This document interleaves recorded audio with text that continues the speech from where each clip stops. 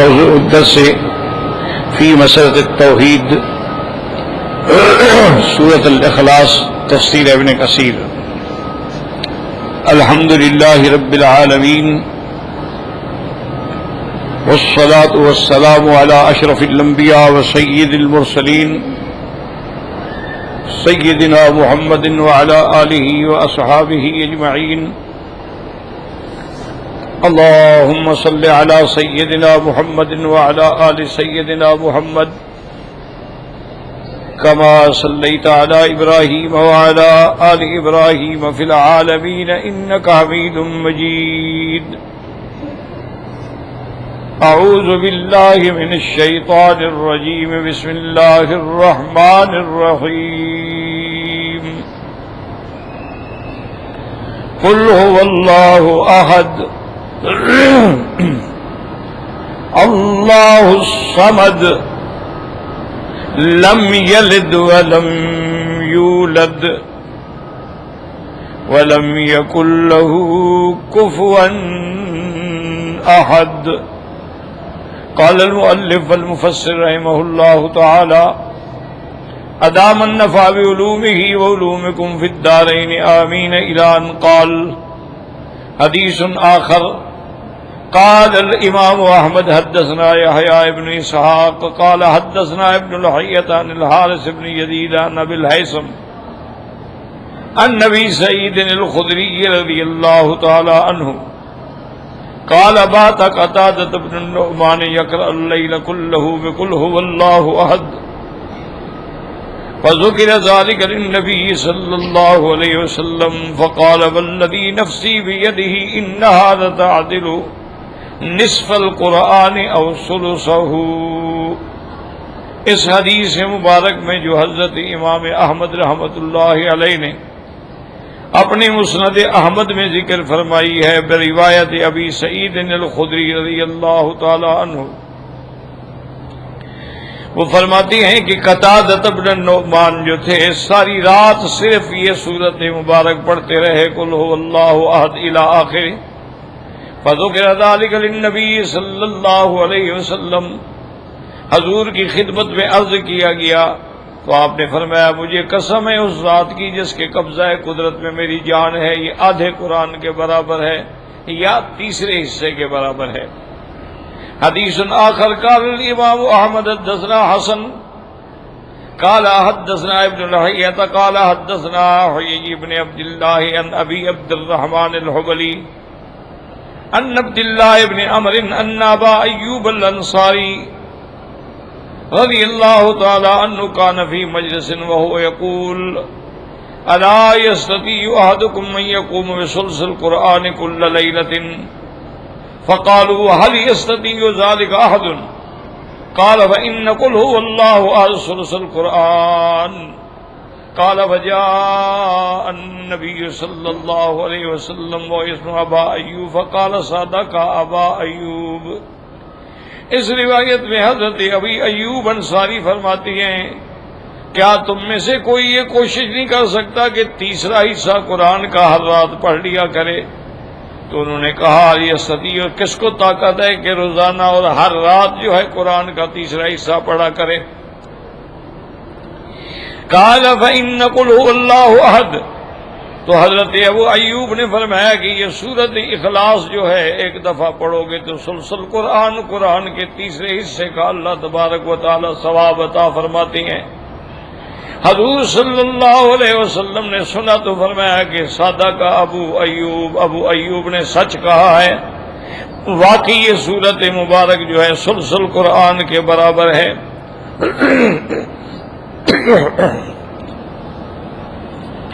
حدیث آخر قال ابو عیسیٰ الترمذی حدثنا محمد بن بشار قال حدثنا یحییٰ بن سعید قال حدثنا یزید بن کیسان قال اخبرنی ابو حازم عن ابی ہریرہ رضی اللہ تعالی عنہ قال قال رسول اللہ صلی اللہ علیہ وسلم اشہدوا فإنی سأقرأ علیکم ثلث القرآن فحشد من حشد ثم خرج نبی اللہ صلی اللہ علیہ وسلم یقرأ فقرأ قل هو اللہ احد ثم دخل فقال بعضنا لبعض قال رسول الله فإني سأقرأ عليكم ثلث القرآن إني لأرى هذا خيرا جاء إن هذا خبرا جاء من السماء ثم خرج نبي الله وقال إني سأقرأ عليكم ثلث القرآن ألا وإنها تعدل ثلث القرآن وهكذا رواه مسلم في صحيحه عن محمد بن بشار به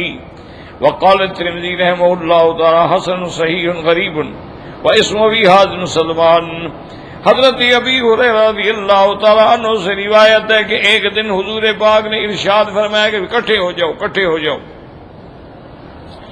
تو جس نے آنا تھا وہ آ گیا. اس کے بعد جب حضور تشریف لے آئے تو آپ نے یہ سورت مبارک پڑھی اور اس سے پہلے فرمایا کہ سأقرأ علیکم ثلث القرآن، میں آج تیسرا حصہ قرآن کا تم پر پڑھتا ہوں. صرف یہ سورت پڑھی پھر حضور چلے گئے. تو ہم نے کہا یہ عجیب بات ہے کہ حضور نے تو فرمایا تھا کہ قرآن کا تیسرا حصہ وہ تو 10 پارے بنتے ہیں، تو آپ نے تو صرف سورت اخلاص پڑھی ہے. اس کے بعد شاید یہی ہو سکتا ہے کہ اللہ تبارک و تعالی نے حضور کو خبر دی ہے. ثم خرج نبی اللہ وقال انی سأقرأ علیکم ثلث القرآن الا وانہا تعدل ثلث القرآن. یہ سورت مبارک جو ہے اس کا پڑھنا جو ہے ثواب کے اعتبار سے گویا کہ تم نے ثلث القرآن تیسرا حصہ قرآن کی تلاوت کر لی ہے. وہکذا رواہ مسلم فی صحیح عن محمد بن بشار به. حدیث آخر قال الامام احمد حدثنا عبد الرحمن بن مہدی عن زائد بن قدامة عن منصور بن ابي صالح عن الربيع بن خيثم عن عمرو بن میمون عن عبد الرحمن بن ابي ليلى عن امرأة من الانصار عن ابي ايوب عن النبي صلى الله عليه وسلم قال ايعجز احدكم من يقرأ ثلث القرآن في ليلة فإنه من قرأ قل هو الله أحد الله الصمد في ليلة فقد قرأ ليلة ثلث القرآن. هذا حديث تصحيح الإسناد للإمام أحمد ورواه الترمذي والنسائي كلاهما عن محمد بن بشار بندار زاد الترمذي وقتيبة كلاهما عن عبد الرحمن بن مهدي به فصار لهما أشعريا. وفي رواية الترمذي عن امرأة أبي أيوب عن أبي أيوب به وحسنه. ثم قال وفي الباب عن أبي الدرداء وأبي سعيد وقتادة بن النعمان وأبي هريرة وأنس بن عمر وأبي مسعود وهذا حديث حسن ولا نعلم أحد روى هذا الحديث أحسن من رواية زائدة وتابعه على روايته إسرائيل والفضيل بن عياض وقد روى شعبۃ وغیر واحد من الثقات هذا حدیث منصور مستربو فی. اس حدیث میں بھی یہی آیا کہ ثلث القرآن کے برابر ہے. حدیث آخر قال احمد حدثنا هشام بن حسین بن یساف عبد الرحمن بن ابی لیلى ان ابی بن کعب انه رجل من الانصار قال قال رسول اللہ صلی اللہ علیہ وسلم من قرأ بقل هو الله احد فكأنما قرأ بثلث القرآن. رواه النسائی في اليوم والليل. حدیث هشام بن حسین بن ابی لیلى به ولم يقع في روايته هلال بن اسحاق.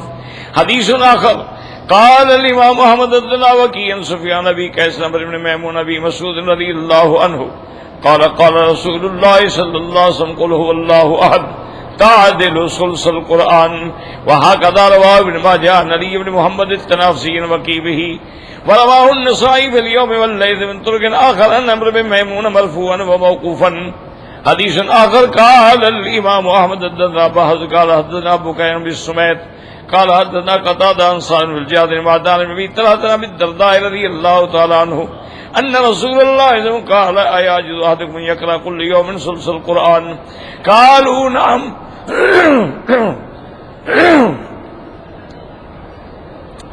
یا رسول اللہ نحن اضعف من ذلك وعجز، ہم تو ضعیف ہیں نہیں پڑھ سکتے تیسرا حصہ. قال فإن اللہ جزا القرآن ثلاث اجزاء، اللہ نے قرآن کو 3 حصوں میں تقسیم فرمایا ہے. فقل هو اللہ احد ثلث القرآن، یہ سورت پڑھنا جو ہے ایسے ہے جیسے آپ نے قرآن کا تیسرا حصہ پڑھا ہو. ورواه مسلم النسائی من حدیث قتادة به.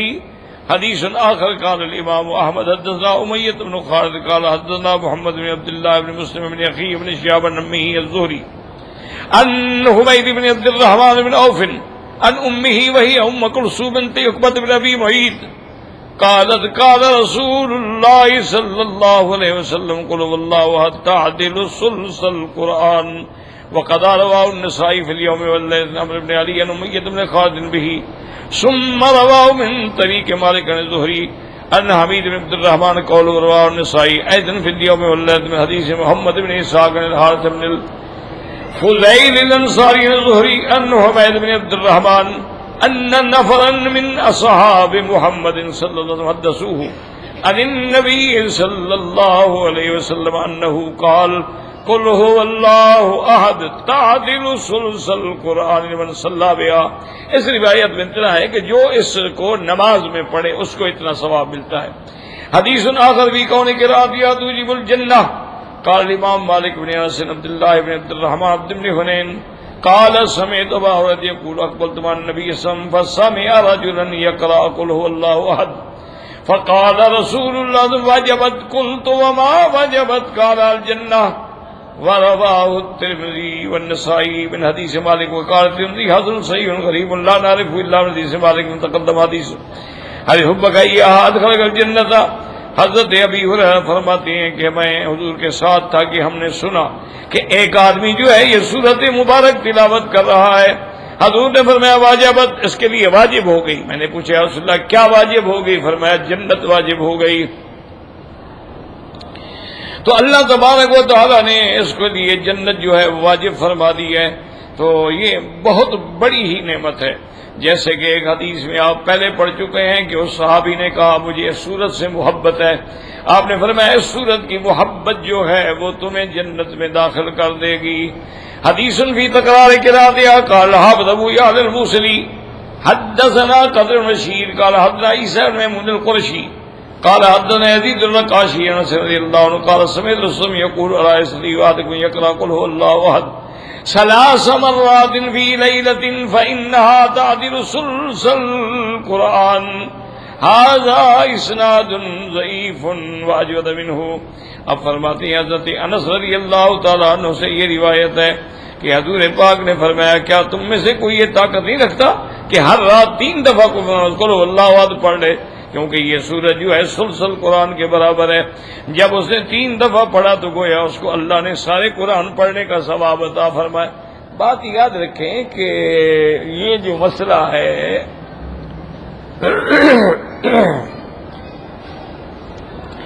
جیسے کہ سورۃ الکافرون کے بارے میں آیا تھا کہ وہ ربع القرآن قرآن کی گویا چوتھے حصے کے برابر ہے.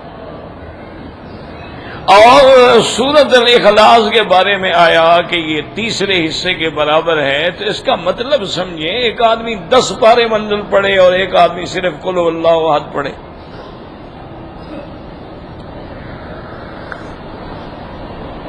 حالانکہ یہ قاعدہ ہے اور اصول ہے کہ الاجر علی قدر النصب کہ اجر آپ کو آپ کی مشقت کے برابر ملتا ہے. مثلا آپ نے حج کیا ہے, یہاں سے آپ ایئر کنڈیشن بسوں میں بیٹھے اور آگے ایئر کنڈیشن خیموں میں قیام کیا اور وہاں جناب بہترین قسم کے کھانے کھائے. اور ایک آدمی ہے جو پیدل جا رہا ہے بیچارہ مکے سے مینا اور مینا سے عرفات, عرفات سے مزدلفہ, مزدلفہ سے مینا, نہ خیمہ ہے نہ ٹھکانہ ہے, بس مسجد میں بیٹھ گیا یا کسی دیوار کے سائے میں یا کسی خیمے کے سائے میں بیٹھ گیا. تو وہ جتنا مشقت کر رہا ہے اس کا ثواب تو الگ ہے. اسی لیے صحیح حدیثوں میں ہے کہ جب آدمی اللہ کے راستے میں حج کے لیے نکلتا ہے اور پیدل حج کرتا ہے اس کو ہر قدم پر حرم کی 700 نیکیاں لکھی جاتی ہیں. یعنی حرم میں ایک نیکی ہے 1,00,000 کے برابر, اور اس کے ہر قدم پہ 700. اب 700 کو 1,00,000 سے ضرب دیں 7 کروڑ ہو جائیں گی ایک ایک قدم پر. اب خود اندازہ کریں کہ جب وہ حرم سے چلا اور عرفات گیا واپس ہے کتنے قدم ہوں گے.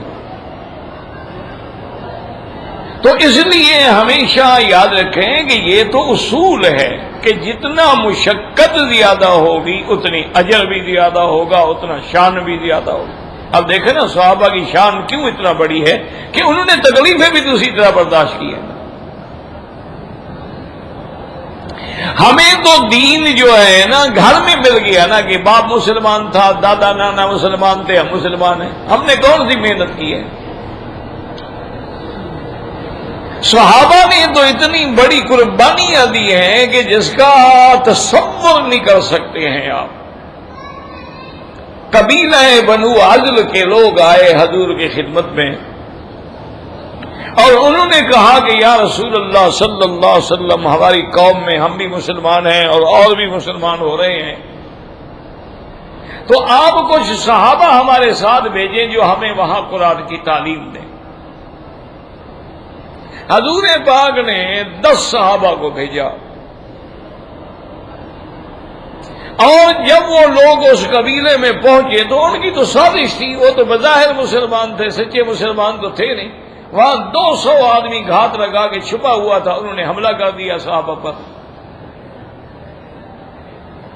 اور صحابہ کرام جو ہیں بیچارے لڑتے رہے۔ اب 8 آدمی جو ہیں وہ 200 سے کیسے لڑیں، بہرحال لڑتے لڑتے لڑتے شہید ہو گئے، اور وہ بار بار یہ کہہ رہے تھے کہ اللہم اخبر عنا بنبیک، ہمارے حال کی حضور کو خبر دے دیں کہ ہم شہید ہو گئے۔ ان میں حضرت خبیب بھی تھے رضی اللہ تعالی عنہ، یہ بچ گئے۔ اس کو اس قبیلے والوں نے لیا اور مکہ مکرمہ میں آ کے کہا کہ یہ ہمارا غلام ہے، ہم بیچتے ہیں۔ تو وہاں حارث کی اولاد جو تھی انہوں نے اس کو خرید لیا کہ ان کا باپ جو ہے جنگ بدر میں مارا گیا تھا، تو انہوں نے کہا کہ ہم اپنے باپ کا بدلہ لیں گے، اس کو ماریں گے۔ انہوں نے خرید لیا۔ اللہ کی شان یہ ہے کہ انہوں نے اس کو قید کر دیا، اور حضرت خبیب رضی اللہ تعالی عنہ جب رات کو قرآن پڑھتے تھے اور تہجد پڑھتے تھے، اور اللہ نے آواز بھی دی تھی اور پھر درد بھی تھا، تو اس کے تمام گھر والے جو تھے نا قید کرنے والوں کے، وہ تو اتنے متاثر ہوئے کہ ان میں ایک ان کی نوجوان لڑکی تھی، وہ تو بالکل اندر سے اسلام لے آئی، اور اسی نے 2-3 دن کے بعد اس کو خبر دی حضرت خبیب کو، اسی لڑکی نوجوان لڑکی نے، کہ بھئی تمہیں کل پرسوں یہ پھانسی پہ چڑھانے والے ہیں، تمہیں قتل کرنے والے ہیں، میں تمہیں چھڑوا تو نہیں سکتی ہوں، لیکن تمہیں کوئی چیز چاہیے جو میں دینے پر کر سکوں۔ تو اس نے کہا کہ ہاں مجھے ایسا کریں کہ اس طرح اگر ہو تو دے دیں، تاکہ میں مرنے سے پہلے اپنے بدن کی صفائی کر لوں، تیار ہو جاؤں موت کے لیے۔ تو اس لڑکی نے اس کو اس طرح پہنچا دیا۔ اللہ کی شان یہ ہے کہ اس لڑکی کا بیٹا بھائی جو تھا چھوٹا، 2 سال 2.5 سال 3 سال کا بچہ تھا، وہ بھی چلتے چلتے چلتے اسی کمرے میں چلا گیا جہاں خبیب قید تھا۔ تو خبیب نے اس کو اٹھا لیا، اپنے رانوں پہ بٹھا لیا اور پیار کرنا شروع کیا۔ اس کی ماں نے دیکھا تو اس کی تو جان نکل گئی کہ اس کے ہاتھ میں اس طرح ہے، اور میرا بیٹا اس کی گود میں بیٹھا ہوا ہے، 1 سیکنڈ لگے گا میرے بیٹے کو ذبح کرتے ہوئے۔ تو اس نے جب دیکھا کہ ماں پریشان ہے تو اس نے کہا کہ بہن آپ پریشان نہ ہوں، ہم مشرک نہیں ہیں، ہم کافر نہیں ہیں، ہم بدعہد نہیں ہیں، ہم تو مسلمان ہیں، ہم تو رحمت للعالمین صلی اللہ علیہ وسلم کی امت میں ہیں اور آپ کے صحابہ ہیں۔ حضور نے تو ہمیں سبق دیا ہے کہ چھوٹوں پہ رحم کرو اور بڑوں کی توقیر اور عزت کرو، کہ اگر تم سے آدمی بڑا ہے عمر میں اس کا احترام کرو۔ اور تم سے کوئی چھوٹا ہے تو اس پہ رحم کرو اور شفقت کرو، جیسے کہ ایک حدیث میں لفظ ہے من لم یرحم صغیرنا ولم یوقر کبیرنا فلیس منا، جو چھوٹوں پہ رحم نہ کرے اور بڑوں کی توقیر نہ کرے اس کا حضور کی امت سے تعلق نہیں ہے۔ اور نے کہا بی بی مت گھبراؤ، یہ بچہ ہے تم لے جاؤ۔ اب بچہ ہے چلتا چلتا آ گیا تو میں نے محبت سے بٹھا دیا۔ تو اس لیے وہ جو حارث کی بہن تھی نا، وہ کہتی ہے واللہ ما رأیت مثل ھذا الاسیر فی حیاتی قط، ایسا قیدی میں نے دنیا میں زندگی میں کبھی نہیں دیکھا۔ اور فرماتی ہے کہ وہ رات کو قرآن پڑھتے تھے، تہجد میں کھڑے ہوتے تھے، اور فرماتی ہے کہ میں نے کئی دفعہ دیکھا کہ ان کے کمرے میں انگوروں کی پلیٹیں بھری ہوئی رکھی ہیں۔ وَلَمْ يَكُنْ يَوْمَئِذٍ الْعِنَبُ فِي السُّوقِ، یہ انگوروں کا موسم بھی نہیں تھا، لیکن ان کے کمرے میں بالکل تازہ اور اعلیٰ سے اعلیٰ، جو کہ وہ تو جنت کے انگور تھے نا، ان سے اعلیٰ کون سا ہو سکتا ہے؟ تو جیسے اللہ تبارک و تعالی نے بی بی مریم کو رزق عطا فرمایا تھا کہ حضرت زکریہ علیہ السلام جب کمرے میں آئے، دیکھا کہ دروازہ تو میں نے کھولا ہے، چابی میرے پاس ہے، روشن دان اتنا اونچا ہے اور کوئی داخلے کا راستہ بھی نہیں ہے، لیکن یہ ہے کہ اس کے پاس تو پھلوں کا ڈھیر لگا ہوا ہے۔ کلما دخل علیہا زکریا المحراب وجد عندہا رزقا۔ حضرت زکریہ نبی ہیں، حیران ہو گئے، قال یا مریم انا لک ھذا، یہ کس نے دیا ہے؟ قالت ھو من عند اللہ، یہ اللہ نے بھیجے ہیں۔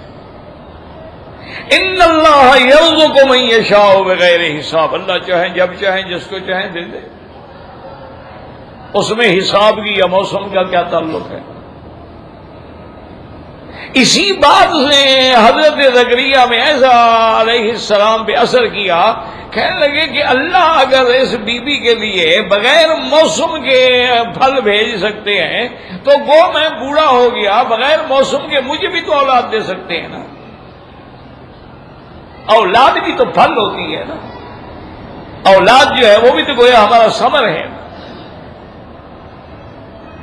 تو بی بی کہتی ہے واللہ ما رأیت مثل ھذا الاسیر قط، میں نے ایسا قیدی کبھی نہیں دیکھا۔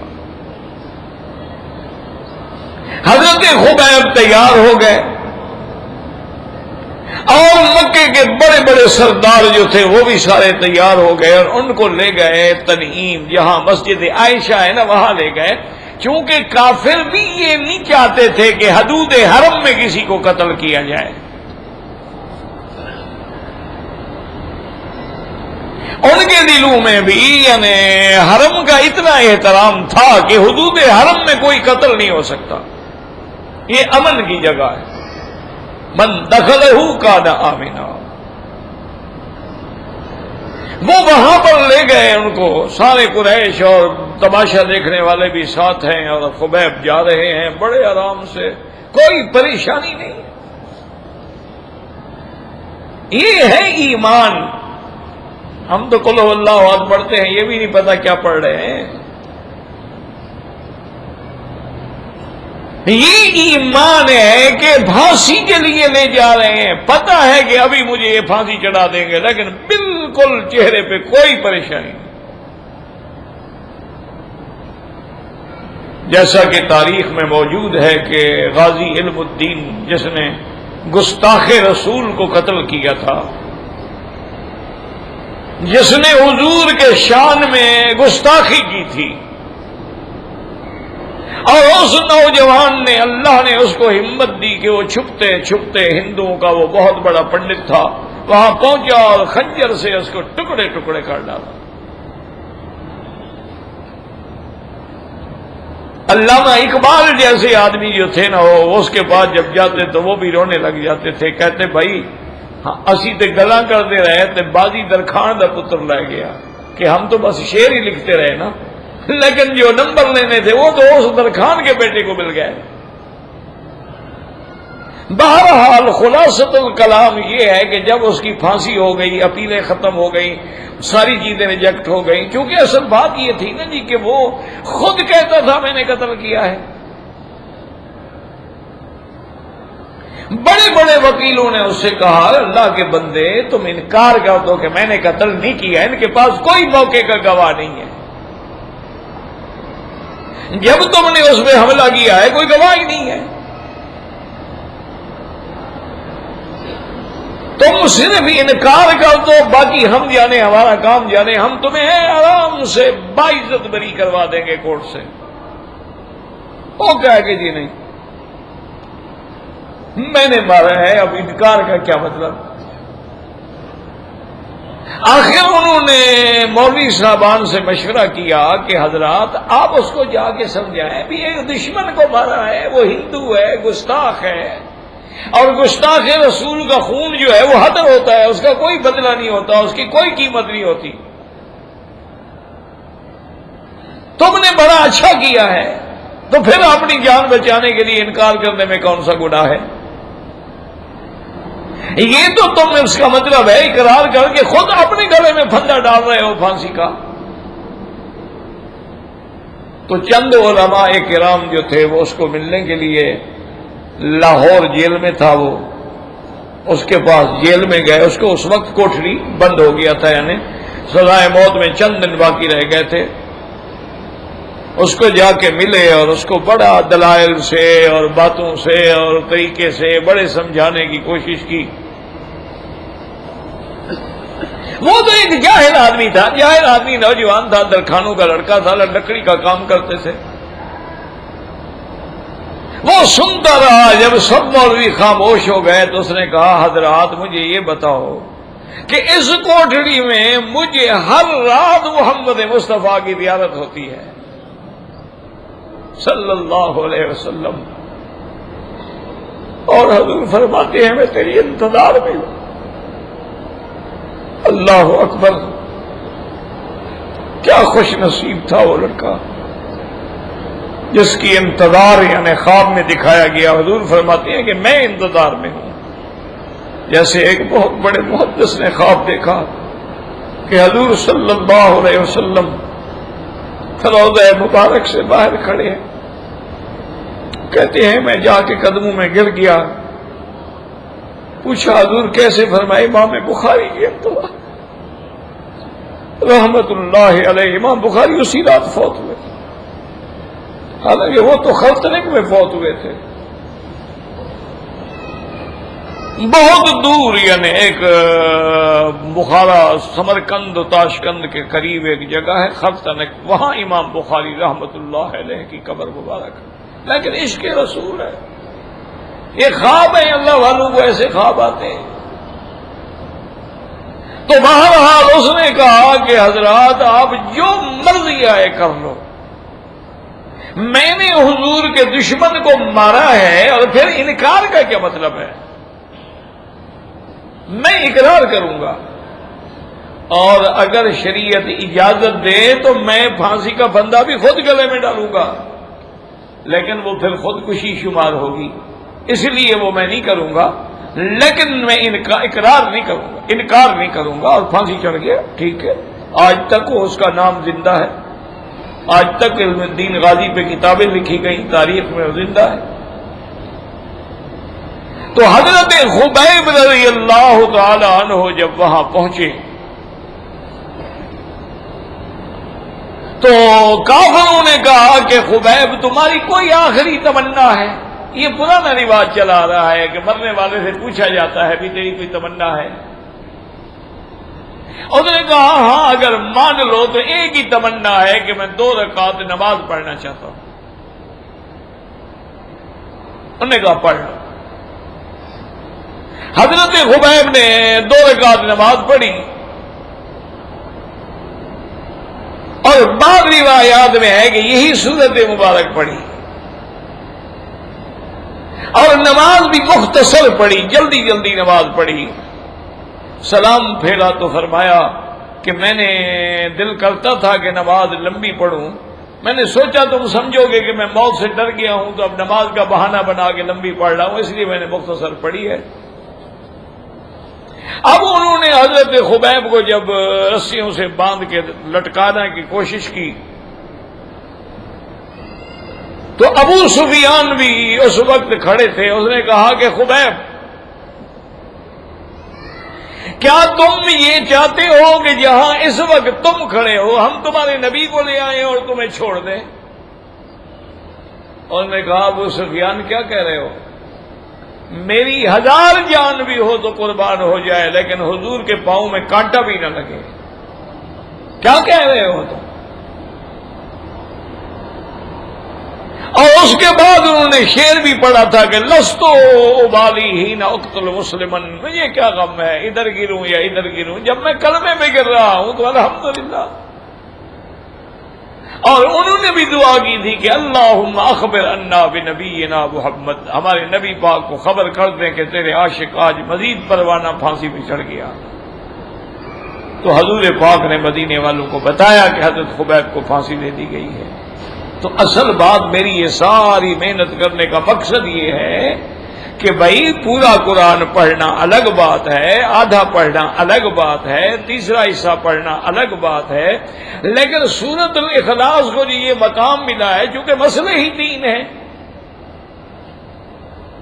ایک مسئلہ ہے توحید، اسی میں پھر توحید الوہیت بھی ہے، توحید ربوبیت بھی ہے، توحید فی الاسماء والصفات بھی ہے، اور دوسرا مسئلہ ہے نبوت اور رسالت کے تمام انبیاء پر، تمام اللہ کے رسولوں پر ایمان لانا۔ اسی لیے نا آمنت باللہ و ملائکتہ و کتبہ و رسلہ، سارے رسول۔ اور تیسرا مسئلہ کیا ہے؟ والبعث بعد الموت، کہ مرنے کے بعد ہم نے اٹھنا ہے، قیامت، حشر، نشر، صراط، حساب، جزا، جنت، جہنم، اس پہ۔ تو اب صورت اخلاص میں چونکہ توحید ہے تو گویا ایک اصول پر جب ہم ایمان لے آئے تو گویا تیسرا حصہ تو ہمیں مل گیا نا، اس وجہ سے اس کو تشبیہ دی گئی ہے۔ یاد رکھیں ہمیں کہ کبھی تشبیہ جو ہے اس لیے دی جاتی ہے کہ بھائی اس نے مسئلہ توحید تو سمجھ لیا، اسی لیے تو وہ محبت کر رہا ہے اس سورت سے، اسی لیے تو اس سورت کو بار بار پڑھ رہا ہے۔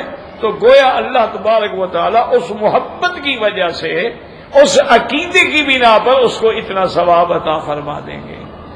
اور دوسرے علماء نے یہ بھی فرمایا ہے کہ اس کا مطلب یہ ہوتا ہے کہ الحاق الادنی بالاعلی، کہ ادنا کو اعلیٰ سے ملا دو۔ کیا معنی اس کو سمجھے؟ ایک صحابی حضور کی خدمت میں آئے، انہوں نے کہا یا رسول اللہ صلی اللہ علیہ وسلم، مجھے آپ سے اتنی محبت ہے کہ میں گھر جاتا ہوں نا تو مجھے چین نہیں آتا، میں کہتا ہوں اللہ کا جلدی نماز کا وقت ہے، جاؤں اور پھر حضور کی زیارت کروں، لیکن میرے محبوب قیامت میں کیا ہوگا؟ آپ تو چلے جائیں گے اعلیٰ درجات میں، سب سے اونچا مقام میرے مدنی محمد مصطفیٰ کا، ان یبعثک ربک مقاما محمودا، اور ہم تو جنت میں آپ کی ایمان پر اور اللہ کی رحمت سے ہوں گے، لیکن ہم تو آپ کے مرتبے پہ نہیں پہنچ سکتے نا، تو پھر وہاں کیسے زیارت ہوگی؟ اور اگر آپ کی زیارت نہ ہو تو پھر جنت میں جانے کا کوئی فائدہ؟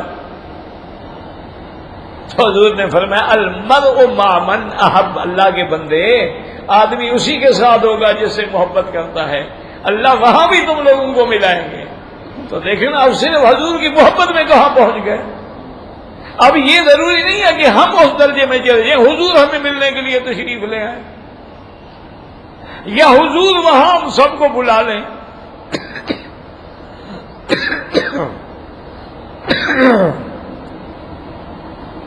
تو المرء مع من احب، یعنی اب محبت کی وجہ سے کتنا بڑا مقام مل گیا۔ ویسے یاد رکھو کہ جن لوگوں کو اللہ نے توفیق دی ہے، میرے اپنے دوست تو میں نہیں کہہ سکتا، بزرگ تھے میرے لیے، حکیم حنیف اللہ صاحب ملتان والے، اللہ ان قبر پہ رحمت کرے، وہ میرے والد صاحب کے جو دوست تھے، میرے لیے تو محترم تھے، عالم بھی تھے، طبیب بھی تھے۔ ان کا معمول تھا کہ روزانہ وہ 10 پارے قرآن پڑھتے تھے، ہر حال میں پڑھتے، اور پڑھتے بھی نماز میں تھے، مغرب کی نماز کے بعد کھڑے ہو جاتے، بس پڑھ رہے۔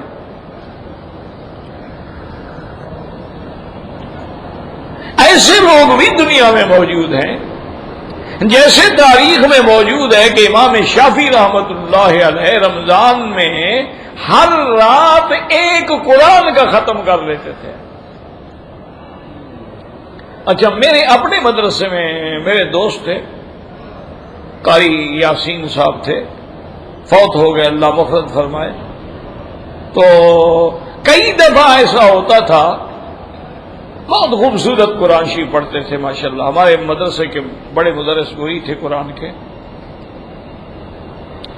تو کئی دفعہ ایسا ہوتا کہ رمضان المبارک میں بڑے بڑے ان کے شاگرد جو تھے وہ آ جاتے، اور ہمیں یاد ہے کہ وہ جناب تراویح ختم ہو گئی مثلاً 8 بجے، وہ کھڑے ہو گئے قرآن پڑھنے کے لیے، سحری تک پورا قرآن ختم، اور کھڑے ہوئے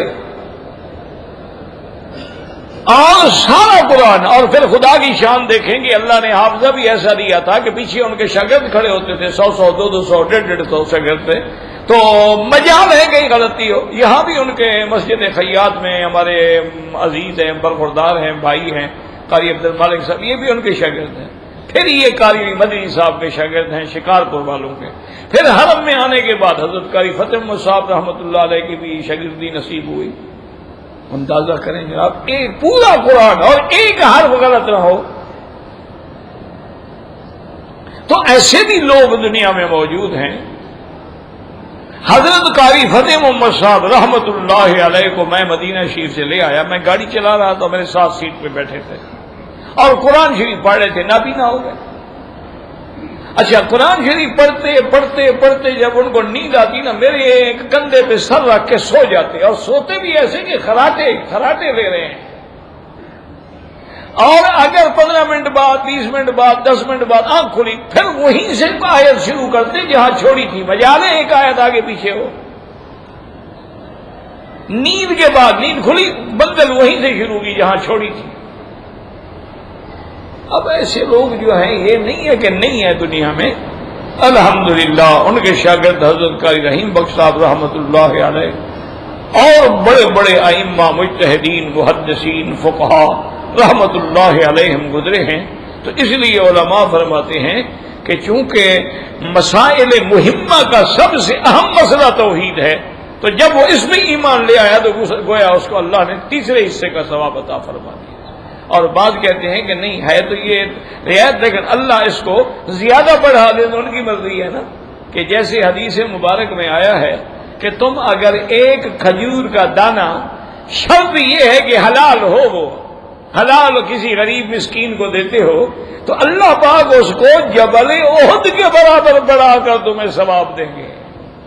اب کہاں کھجور کا دانہ اور کہاں جبل احد، لیکن یہ پھر نسبت کی بات ہوتی ہے۔ جیسے کہ حضور پاک نے فرمایا کہ لا تسبوا وصحابی، خبردار میرے صحابہ کی شان میں گستاخی نہ کیا کرو۔ لو ان احدکم انفق مثل احد ذهبا ما بلغ مد احدهم ولا نصیفہ، تم اگر سونے کا پہاڑ احد کے برابر خیرات کرو اور میرا صحابی ایک مٹھی بھر جو خیرات کرے تو اس کا مقام تم حاصل نہیں کر سکتے، کیونکہ اس کو نسبت حاصل ہے اصحاب رسول اللہ کی صلی اللہ علیہ وعلا آلہ واصحابہ وسلم تسلیما کثیرا کثیرا۔ تو اللہ پاک یاد رکھو، زمان میں بھی برکتیں دیتے ہیں، مکان میں بھی برکتیں دیتے ہیں، اللہ تعالی الفاظ میں بھی برکتیں دیتے ہیں، اللہ تبارک و تعالی آیات میں بھی برکتیں دیتے ہیں، یہ اس کی شان ہے۔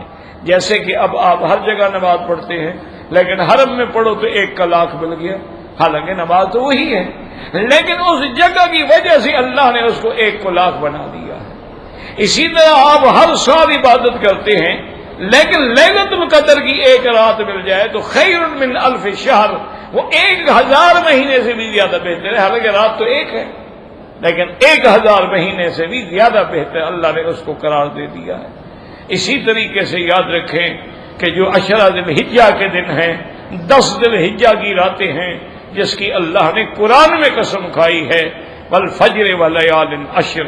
اسی طرح یوم النحر ہے، اسی طرح یوم الوقوف عرفہ ہے، اسی طرح وقوف مزدلفہ ہے، ایک رات ہی ہے نا جی، اور رات بھی سونے کا بھی حکم ہے کہ سو جاؤ، لیکن وہ مقام کی ایسی برکت ہے کہ حضور پاک نے حضرت صدیق سے فرمایا کہ ابو بکر میری جو دعائیں عرفات میں منظور نہیں ہوئی ہیں مزدلفہ میں منظور ہو گئی ہیں، یعنی اتنا بڑا مقام ہے۔ اسی طرح اب ایک نماز آپ حرم میں پڑھتے ہیں، ایک نماز آپ جا کے مطاف میں پڑھتے ہیں، ایک نماز آپ جا کے حتیم میں پڑھتے ہیں، ایک نماز جا کے آپ مقام ابراہیم کے پیچھے پڑھتے ہیں، ایک نماز آپ جا کے امام کے پیچھے صف اول میں پڑھتے ہیں، تو مرتبے بڑھتے جائیں گے، درجات بڑھتے چلے جائیں گے۔ تو اس لیے ہمارا ایمان ہے کہ جو حضور نے فرمایا ہے صدق رسول اللہ صلی اللہ علیہ وآلہ آلہ واصحابہ وسلم تسلیما کثیرا کثیرا، کہ جو بھی اس سورت کو پڑھے گا انشاءاللہ اس کو اللہ ثلث قرآن کا اجر عطا فرمائیں گے۔ حدیث آخر قال عبداللہ بن الامام احمد حدثنا محمد بن ابی بکر المقدمی قال حدثنا الضحاک بن مخلد قال حدثنا ابن ابی ذئب بن نصیر بن ابی یزید معاذ بن عبداللہ بن حبیب بن النبی قال اصابنا عطش فانتظرنا رسول اللہ صلی اللہ علیہ وسلم بنا فخرج فاخذ بيدي فقال قل فسكت قال قل قلت ما اقول قال قل هو الله احد والمعوذتين حين تمسي وحين تصبح ثلاثا تكفيك كل يوم مرتين رواه ابو داود والترمذي والنسائي من حديث ابي ذئب به وقال الترمذي حسن صحيح غريب من هذا الوجه وقد رواه النسائي من طريق اخرى عن معاذ بن عبد الله بن ابي بن ابيه ان عقبة بن عوف ذكره ولفظه تكفيك كل شيء۔ اس حدیث مبارک میں آتا ہے کہ معاذ بن عبداللہ بن ابی اپنے والد سے روایت کرتے ہیں کہ ہمیں پیاس کی تکلیف تھی، ہم انتظار کر رہے تھے کہ حضور پاک تشریف لے آئیں ہمیں نماز پڑھائیں، فخرج جب نکلے تو میرے ہاتھ سے پکڑا اور فرمایا قل، پھر آپ چپ کر گئے، پھر فرمایا قل، میں نے کہا حضور میں کیا کہوں؟ آپ نے فرمایا قل هو اللہ احد، یہ سورت اور معوذتین یعنی قل اعوذ برب الفلق اور قل اعوذ برب الناس، جو آدمی صبح کو اور شام کو 3 دفعہ پڑھ لے گا اللہ تبارک و تعالی اس کو ہر چیز سے پناہ عطا فرما دیں گے، ہر چیز سے اس کی حفاظت ہو جائے گی۔ اللہ تبارک و تعالی نے ان صورتوں میں ایسا اثر رکھا ہے، خاص طور پر یاد رکھیں کہ مائیں جو ہیں نا وہ اپنے بچوں پہ یہ پڑھ کے دم کیا کریں، دم کرنے یا ہاتھوں پہ دم کر کے سارے بدن پہ پھیر دیا، حضرت حسن حسین پہ پڑھتے تھے، اور پھر اپنے ہاتھوں پہ دم کر کے سارے ان کے بدن پہ ہاتھ پھیر دیتے تھے۔ تو اس سے فائدہ یہ ہوتا ہے کہ بچے جو ہیں وہ شیطان کے اثر سے محفوظ ہو جاتے ہیں، کیونکہ شیاطین جو ہیں اور جنات جو ہیں یہ کمزوروں پہ زیادہ حملہ ہوتا ہے نا، بچہ تو ویسے ہی کمزور ہوتا ہے، تو اس کی حفاظت کے لیے اس سے بڑی کوئی نعمت نہیں ہے کہ آدمی معوذتین پڑھ لے، قل هو اللہ احد پڑھ لے، قل یا ایھا الکافرون پڑھ لے، آیت الکرسی کی تلاوت کر لے، تو اللہ تبارک و تعالی ہر شر سے اور شر مخلوقات سے پناہ دیتے ہیں۔ اور حضور خود پڑھتے تھے، حضور صلی اللہ علیہ وسلم یعنی سونے سے پہلے ہر حال میں قل یا ایھا الکافرون پڑھتے تھے۔ تو یہ ایسی صورتیں ہیں، اللہ آپ کو بھی اور ہمیں بھی پڑھنے کی توفیق عطا فرمائے اور اس کا اجر بھی نصیب فرمائے۔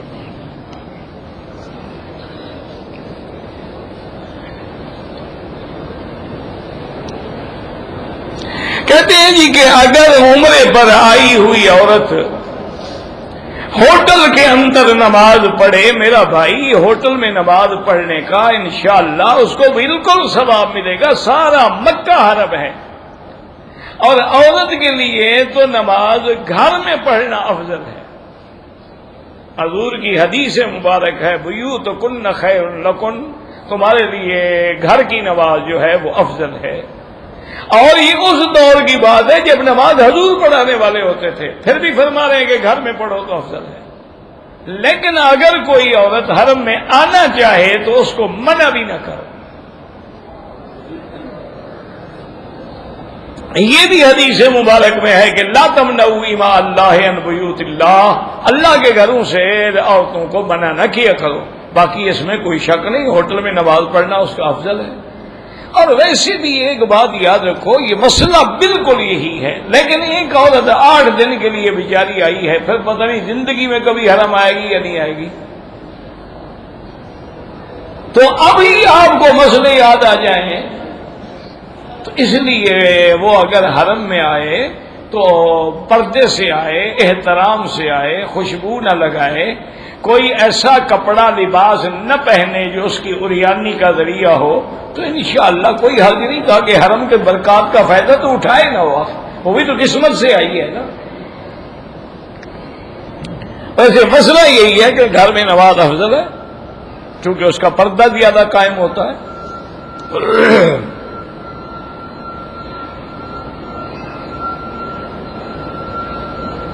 کہتے ہیں جی کہ ہم قطر سے آئے ہیں اور آپ کے بیانات باقاعدگی سے سنتے ہیں، اللہ قبول فرمائے. تو میرے بیٹے ہیں، اللہ پاک آپ کے بیٹوں کو بھی، ہمارے بیٹوں کو بھی، ہر مسلمان کی اولاد کو صالح بنائیں. اللہم اصلحنا واصلح بنا واصلح اولادنا واولاد المسلمین. اللہم اصلح شبابنا وشباب المسلمین. اللہم اصلح بناتنا وبنات المسلمین. اللہم اصلح ذریاتنا وذریات المسلمین.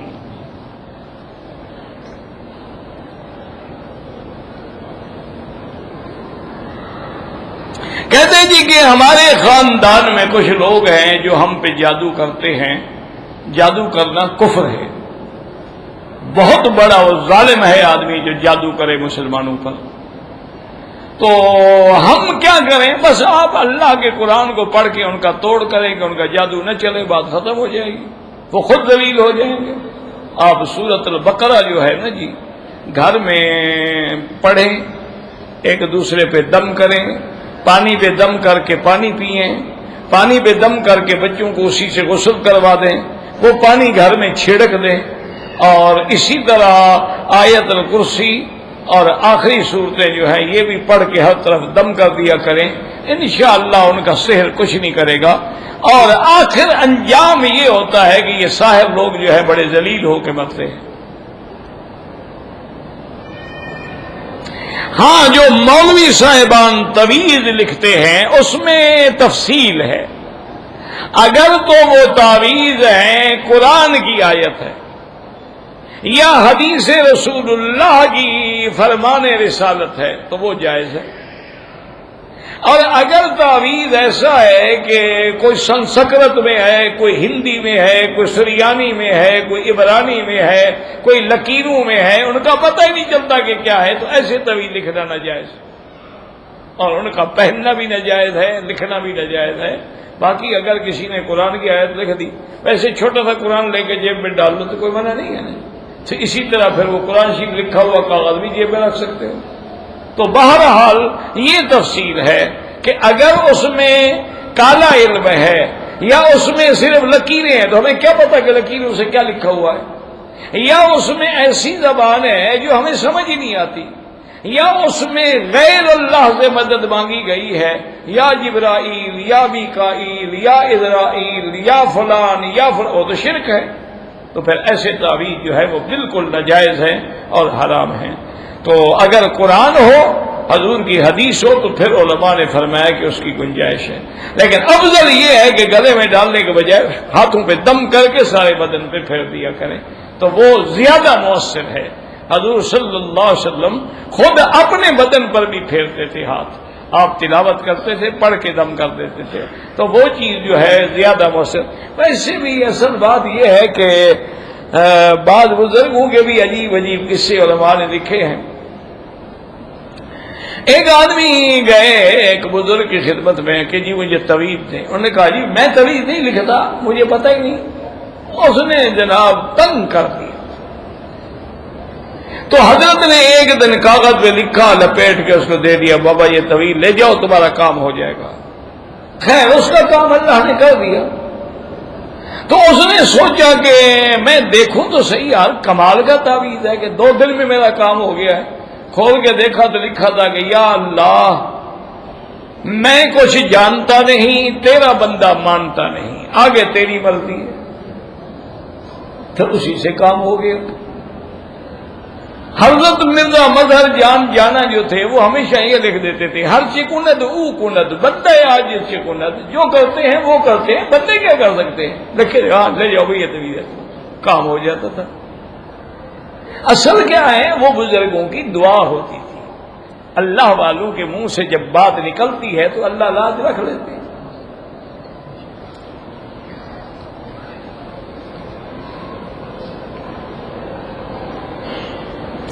اگر ایک آدمی شوگر کا مریض ہے، دل کا بھی مریض ہے، بلڈ پریشر بھی ہے، گیس کی بھی شکایت ہے، میرا بھائی ہر نماز کے لیے وضو کرو. مغرب کے لیے جو وضو کیا ہے نا ٹوٹ جائے، لیکن عشاء تک تم نماز پڑھ سکتے ہو، طواف بھی کر سکتے ہو. پھر جب عشاء کا وقت ہے دوبارہ وضو کر لو. ایک نماز سے دوسری نماز تک وہی وضو کافی ہے.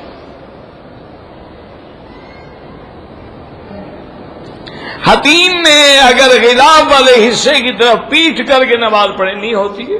کعبے کی طرف روک کرو گے تو نماز ہوگی، پیٹ کر کے کیسے نماز ہوگی؟ دیواروں کی طرف روک کرو گے.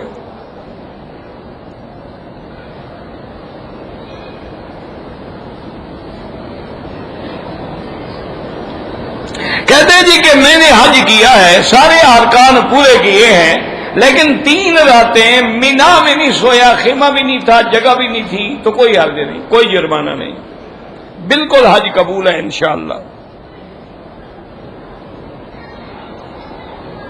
اپنے عزیز رشتہ دار یا احباب دوست کے مدد کرتا ہوں، انشاءاللہ اللہ آپ کو بھی ثواب دیں گے. کیوں نہیں ثواب دیں گے؟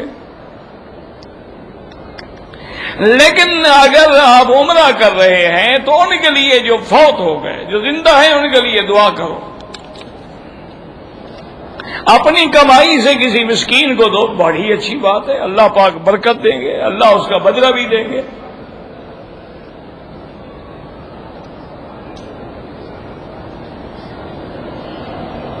میں ماں باپ کی خدمت کرتا رہا، وہ مجھ سے خوش بھی ہے، لیکن میرے اندر چور تھا اور نہیں بتاتا تھا. بس توبہ کرو، ان کے لیے دعا مانگتے رہو. پتہ نہیں کیا چور تھا. تبلیغی جماعت میں جانا کیسا ہے تجربہ کر لو، جا کے 2-3 دن دیکھو. اگر وہ اچھے کام بتاتے ہوں تو مان لو، اگر وہ چوری ڈاکہ قتل سکھاتے ہوں تو نہ مانو، یا گالیاں سکھاتے ہوں بھی ایک دوسرے کو گالیاں دو، یا لوگوں کو کافر بناتے ہوں پھر نہ چلو. اگر دین کی کام ہو تو مان لو، تجربہ کر لو نا، کسی کے کہنے پر کیوں رہتے ہو.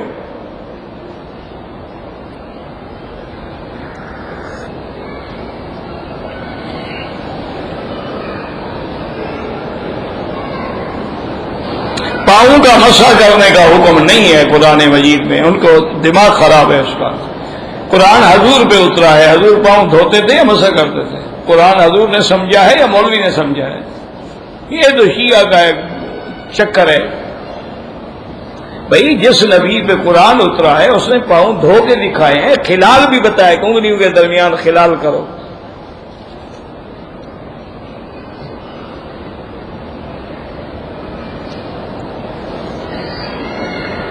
خالہ بھانجی ایک آدمی کے نکاح میں جمع نہیں ہو سکتی.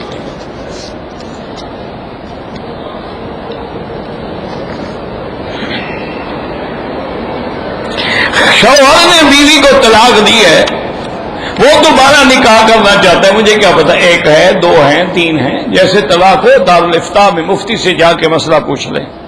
کبھی 1 طلاق دی ہے، 2 دی ہیں، 3 دی ہیں، کیا پوزیشن ہے؟ سید لڑکی سے غیر سید کا نکاح جائز ہے؟ بالکل جائز ہے. حضرت عثمان بنو امیہ سے تھے، حضور کی بیٹیاں ان کی بیویاں ہیں، تو کوئی ایسا مسئلہ نہیں.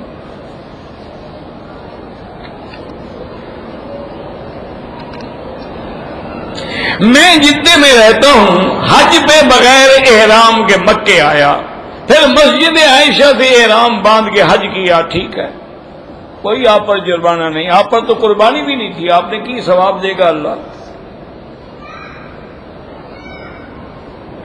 حضور ہر نماز کے لیے مسواک فرماتے تھے۔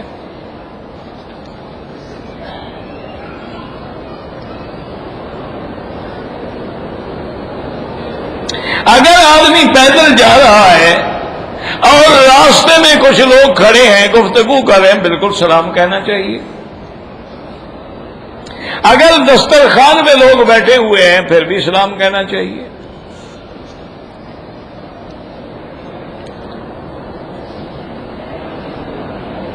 مطاف کے اندر کوئی پیغمبر کی قبر نہیں ہے، یاد رکھو۔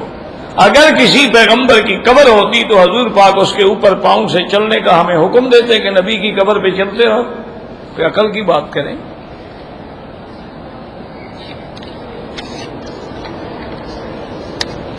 نفلی طواف ہے، ایک غلام کے آزاد کرنے کے برابر ثواب ملتا ہے، مذاق تھوڑی ہے۔ ایک طواف ایسے ہے جیسے ایک غلام خرید کر کے آزاد کر دو، اور ایک غلام کو خرید کر کے آزاد کرنے کا ثواب یہ ہے کہ اللہ تیرے ہر عضو کو جہنم سے آزاد کر دیتے ہیں۔ تو طواف تو ایک بہت بڑی نعمت ہے۔ اور پھر یاد رکھیں، مکے میں رہتے ہوئے ہر عبادت سے افضل عبادت جو ہے وہ طواف ہے، اس لیے کہ پوری دنیا میں آپ قرآن بھی پڑھ سکتے ہیں، نفل بھی پڑھ سکتے ہیں، تہجد بھی پڑھ سکتے ہیں، طواف تو نہیں کر سکتے، طواف تو صرف کعبے میں ہوگا۔ تو اس لیے نفلی عبادات میں سب سے افضل عبادت جو ہے وہ طواف ہے۔ واللہ تعالی اعلم۔ ربنا تقبل منا انك انت السميع العليم تب علينا انك انت التواب الرحيم اللهم اجعل لنا وللمسلمين من كل هم فرجا ومن كل ضيق مخرجا ومن كل بلاء عافيا اللهم انصر الاسلام والمسلمين اللهم انصر الاسلام والمسلمين واحم حوزة الدين اللهم اذل الشرك والمشركين اللهم انصر المجاهدين اللهم اهلك اعداءك اعداء الدين اللهم انزل عليهم بأسك الذي لا يرد عن القوم المجرمين اللهم احفظ سائر بلاد المسلمين وهذا البلد الامين فاجعلها آمنا مطمئنا سخاء رخاء الى يوم الدين۔ یا اللہ بیماروں کو شفا عطا فرما، یا اللہ بے حیاؤں کو حیا عطا فرما، بے دینوں کو دین عطا فرما، بے اولادوں کو اولاد عطا فرما، جن کی اولادیں ہیں ان کو صالح بنا، بے روزگاروں کو روزگار عطا فرما، قرض داروں کے قرض عطا فرما، جن کا رزق تنگ ہے ان کے رزق میں برکتیں عطا فرما۔ یا اللہ ہمیں مانگنا بھی نہیں آتا، بغیر مانگے عطا فرما۔ ربنا آتنا فی الدنیا حسنۃ وفی الآخرۃ حسنۃ وقنا عذاب النار۔ صلی اللہ تعالی علی خیر خلقہ سیدنا محمد وعلی آلہ واصحابہ اجمعین۔ اللہم صل علی سیدنا محمد وعلی آل سیدنا محمد وبارک وسلم علیہ۔